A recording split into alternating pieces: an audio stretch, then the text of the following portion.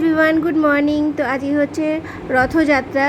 তো সবাইকে জানাই শুভ রথযাত্রা, অনেক অনেক শুভেচ্ছা আর অভিনন্দন জানিয়ে আজকে ব্লগটাকে শুরু করে দিচ্ছি। তো সবার ফার্স্টে আমি বেরিয়ে পড়েছি হচ্ছে কেনাকাটা করার জন্য। জগন্নাথ, বলরাম আর সুভদ্রাকে পরাবো জামা, নতুন জামা আনতে যাচ্ছি।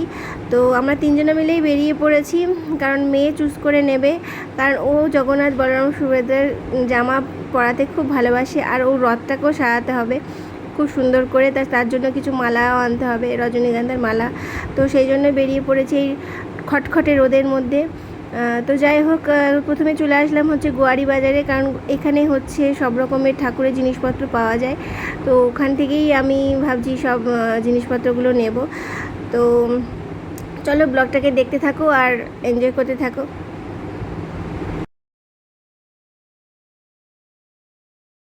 তো হচ্ছে দেখো, এখানে সুভদ্রার জন্য ঘাগরা চুজ করছি, বলরাম আর জগন্নাথকে ধুতি পরাবো আর সুভদ্রাকে ঘাগরা পরাবো। মানে এরকম ড্রেস আমাদের কাছে অনেক আছে, তবে নতুন ড্রেস ছিল না বলে কিনতে এসেছি। তো ওই দেখো, এখানে অনেক রকমের মানে সব রকমের দশকর্মার জিনিসপত্র সব এইসব দোকানে পাওয়া যায়। এই গোয়ারি বাজারটা হলো এইসবেরই দোকান। তো দেখো তোমরা, এখানে মানে ভর্তি ভর্তি জিনিস আছে আর এই বাজারটা পুরো এইটা দিয়েই ভরা।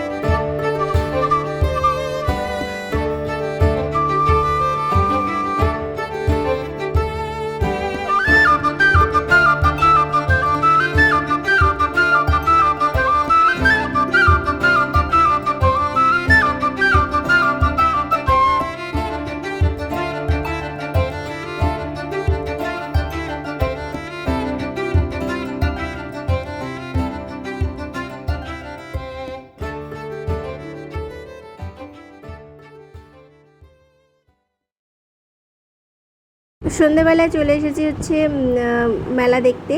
তো এই যে মেলাটা দেখতে পাচ্ছ একটা মাঠের মধ্যে বেশ বড় সড়ো করে মেলাটা তৈরি করেছে। তো এইটা কিন্তু এই ফার্স্ট টাইম, এটা এই বছর থেকে শুরু হয়েছে। যাক, অনেক লোকজনের সমাবেশ, ওখানে দেখতে ভালোও লাগছে। আর আমরা এটা সন্ধেবেলায় গেছিলাম, আর যেটা সকালবেলায় তোমাদের যে রথটা দেখালাম সেটা হচ্ছে ওইটা ওই রথটা আগের রথ, মানে ওই রথটাই হতো আর কি।